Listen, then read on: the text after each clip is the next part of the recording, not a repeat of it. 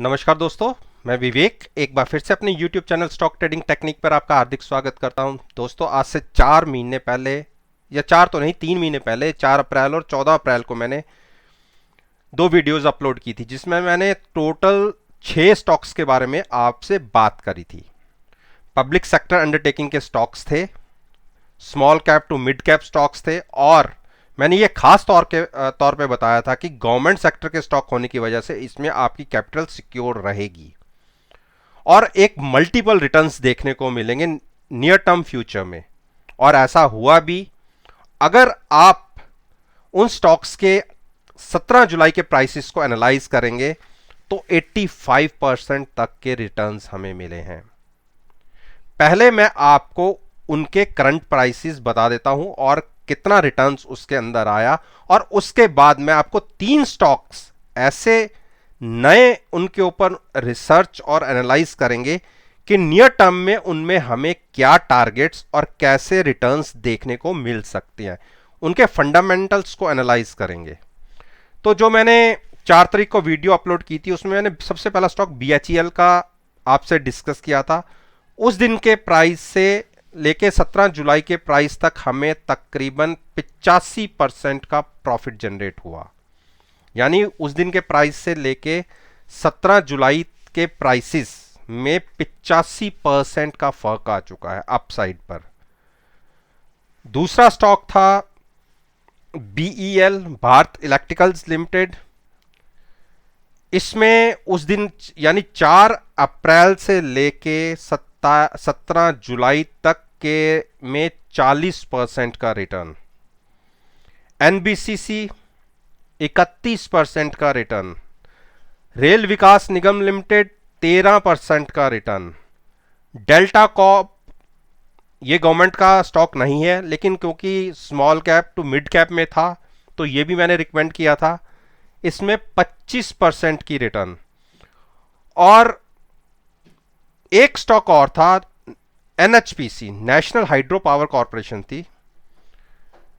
क्योंकि गवर्नमेंट ने तकरीबन 90,000 करोड़ का बेनिफिट पावर सेक्टर के लिए अलॉट किया, जो अभी स्टिमुलस पैकेज आया था, लेकिन इसमें हाइड्रो प्रोजेक्ट्स के लिए कोई खास बात निकल के सामने नहीं आई, तो इसमें इसको कोई खास बेनिफिट नहीं हुआ। तो हाँ, इस शेयर ने हमें मायूस किया।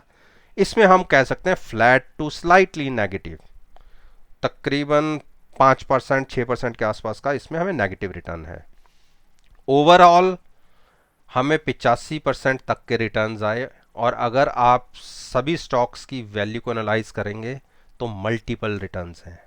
तो चलिए, ये तो हुई पास्ट परफॉर्मेंस। अब मैं स्क्रीन के ऊपर आपके साथ PSU कंपनी है गवर्नमेंट ऑफ इंडिया की, इंजीनियर्स इंडिया लिमिटेड।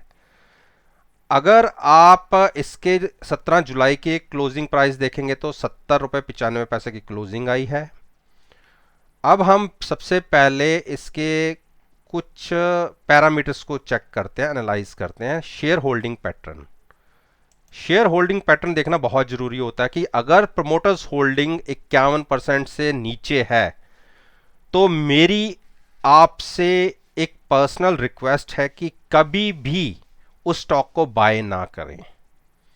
इसमें गवर्नमेंट की होल्डिंग तकरीबन 51.5% है, FIIs की होल्डिंग 7.5% के आसपास है, DIIs 29% के आसपास है, FIIs 5-5.5% के आसपास है। इंश्योरेंस कंपनी ने 2.25% की होल्डिंग ले रखी है। म्यूचुअल फंड के पास तकरीबन 17.5% है, और अदर DIIs के पास है तकरीबन 3-3.5% की।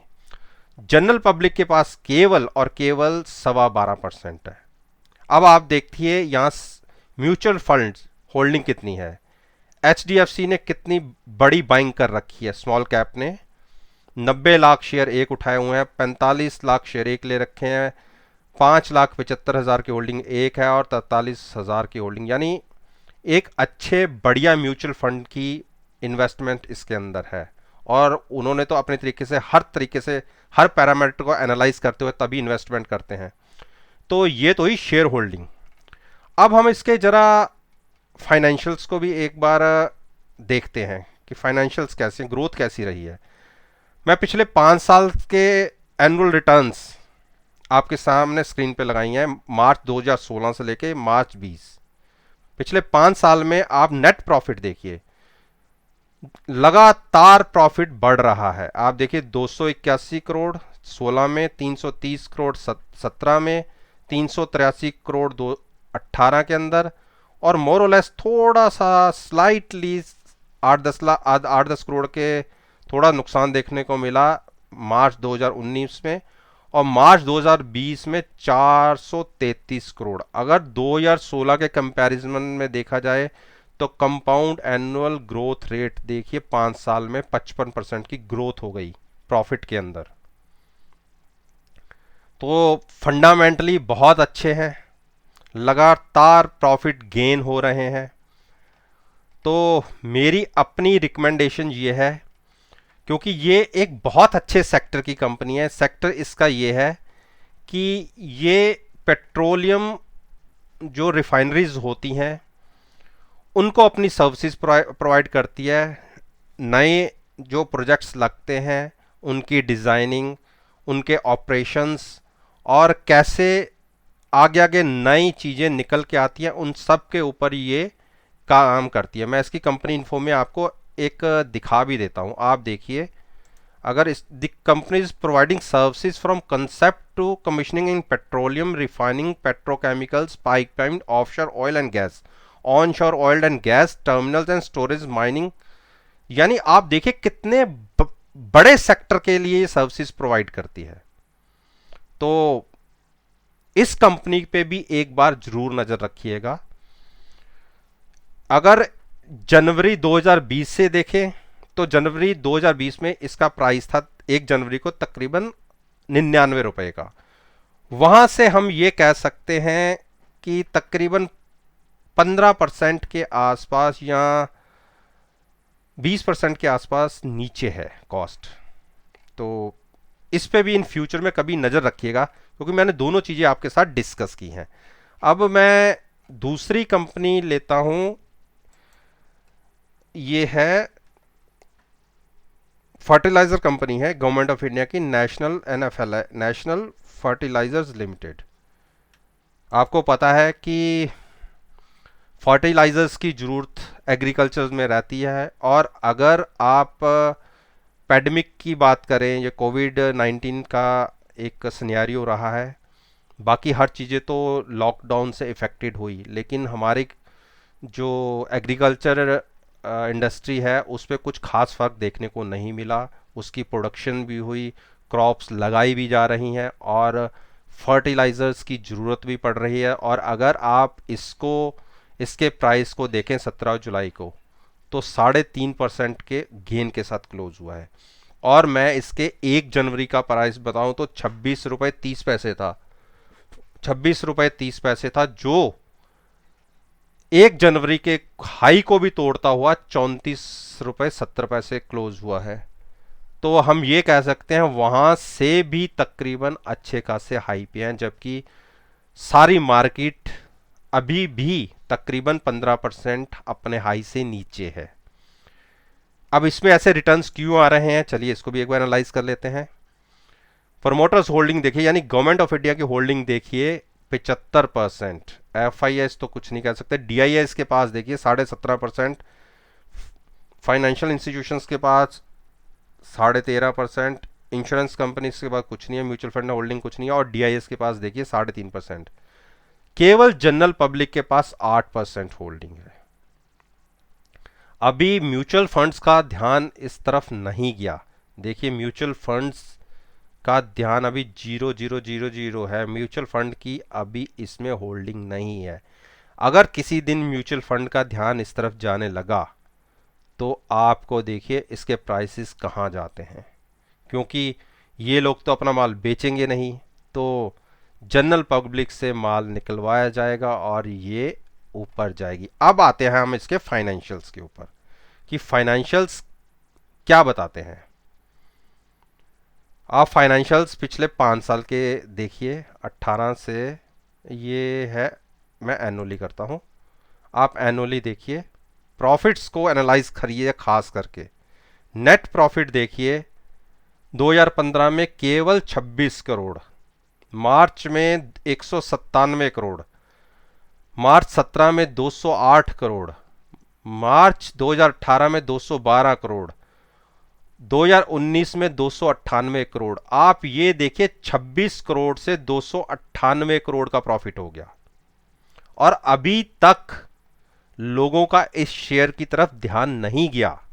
मैं इसीलिए कह रहा हूं कि जब इसमें स्पाइक आया तो आप इसके प्राइसेस को कहां देखेंगे, आप खुद नहीं सोच सकते। कितने जबरदस्त रिटर्न्स हैं पिछले 5 साल में, 26 करोड़ से 298 करोड़, कितने टाइम्स, 5 टाइम्स भी नहीं, मतलब 10 टाइम्स प्रॉफिट्स गेन हो गए, 10 टाइम्स मल्टीपल। तो बहुत अच्छी कंपनी है। मेरा अपना व्यू तो इसमें 100% बाइंग का है। चलिए कम्युनिटी सेंटीमेंट में आपको दिखा देता हूं। कम्युनिटी सेंटीमेंट्स के ऊपर मैं आपसे बात करता हूं कि वो क्या, देखिए 100% कम्युनिटी सेंटीमेंट्स हैं। रेयर होता है कि किसी स्टॉक में इतने परसेंट के लोग रिकमेंड करते हैं कि इसमें बाइंग करके चलनी चाहिए। तो उम्मीद करता हूं कि ये भी कंपनी आपको पसंद आई होगी। और अगर मैं तीसरी कंपनी की बात करूं, वो है SCI, shipping corporation of India limited. ये कंपनी मैं किस लिए रिकमेंड कर रहा हूं, उसकी एक खास वजह है। क्योंकि अब जैसे जैसे लॉकडाउन खुला है, ग्लोबली डिमांड बढ़ेगी, ग्लोबली डिमांड बढ़ेगी तो एक्सपोर्ट की डिमांड बढ़ेगी, एक्सपोर्ट की डिमांड बढ़ेगी तो कंटेनर्स मूव करेंगे। कंटेनर्स किस पे मूव करेंगे, शिप्स के ऊपर करेंगे। तो इंडिया की गवर्नमेंट की इकलौती कंपनी है। और फ्रेट, अब बातें सुनने में ये भी आ रही हैं कि फ्रेट कॉस्ट भी बढ़ सकती है। और दूसरी इसके अंदर सबसे बड़ी बात यह है कि इसकी डिसइन्वेस्टमेंट की बातें हो रही हैं कि ये कंपनी बिक सकती है। प्रमोटर्स होल्डिंग अभी तकरीबन 64% है। अगर प्रमोटर्स अपना स्टेक डिल्यूट भी करते हैं तो तकरीबन यहाँ से 13-13.5% का स्टेक डिल्यूट हो सकता है। FIS के पास 1.5% है, DIS के पास 21% है, म्यूचुअल फंड के पास कोई खास नहीं है, DIS के पास 5-5.5% है, और अदर्स के पास गवर्नमेंट के मतलब जनरल पब्लिक के पास 13.5% के आसपास की होल्डिंग है। म्यूचुअल फंड्स का डाटा अवेलेबल नहीं है, थोड़ी सी होल्डिंग म्यूचुअल फंड्स की है। बाकी अब इसके फंड जरा एनुअली रिपोर्ट देख लें। मैं एनुअल रिपोर्ट के ऊपर तो इसको बाइंग करने की रिकमेंडेशन नहीं दूंगा, क्योंकि देखिए मार्च 2016 के अंदर 753 करोड़ से प्रॉफिट मार्च 2020 में तो बिल्कुल आधे हो गए। अगर इन्होंने कोई एक्सपेंसेस किया, एक्सपेंडिचर देखते हैं, हाँ जैसे ये 3956 करोड़, 3900, ये 3400 करोड़, ये हो सकता है कि कोई इन्होंने नए शिप्स ऐड किए हों या उनकी कोई टेक्नोलॉजी अपग्रेड की हो, उसके ऊपर खर्चे हुए हों। तो टोटल इनकम की बात करें, देखिए ये टोटल इनकम में कोई गेन हुई है, 4214 करोड़ से 4668 करोड़ की टोटल इनकम गेन हुई है। इनकम में कोई कमी नहीं है, खर्चों में बढ़ोतरी देखने को मिली है। वो खर्चे इस तरीके भी हो सकते हैं कि कोई नए शिप्स ऐड हुए हैं, उनको अपग्रेड किया है। तो मेरे हिसाब से तो ये कंपनी भी बहुत अच्छी है, और गवर्नमेंट ऑफ इंडिया की कंपनी है, PSU कंपनी है, और डिसइन्वेस्टमेंट की वजह से इस प्राइसेस में एक अच्छा बड़ा जंप देखा जा सकता है। तो जिसने भी कोई इसमें बाइंग करनी है तो अपनी समझ के हिसाब से इसमें भी बाइंग बन सकती है, और मेरे हिसाब से तो बाइंग बनती है। तो उम्मीद करता हूं कि मेरे ये जो मैंने 3 स्टॉक्स, नए स्टॉक्स के ऊपर आपके साथ बात की है, आपको जो मैंने आपके साथ उन चार्ट्स को एनालाइज किया है, आपको पसंद आया होगा। और अगर पसंद आया है तो मेरे YouTube चैनल को सब्सक्राइब करिए, साथ में बेल आइकन का बटन भी प्रेस करिए, जिससे टाइम टू टाइम नोटिफिकेशन और मेरी नई अपलोडेड वीडियो आप तक डायरेक्टली समय पर पहुंच सकें। और जिसको भी मेरी पास्ट परफॉर्मेंस को एनालाइज करना है, मेरे YouTube चैनल पर आइए, प्लेलिस्ट को देखिए, विद रिजल्ट्स सारी प्लेलिस्ट अपलोडेड है। और यकीन मानिए अबव 95% मेरी प्रॉफिटेबल एक्यूरेसी है। तो चलिए इसी बात के साथ मैं आपसे विदा लेता हूं, और एक नई वीडियो के साथ फिर से आपके सामने आऊंगा। तब तक के लिए धन्यवाद।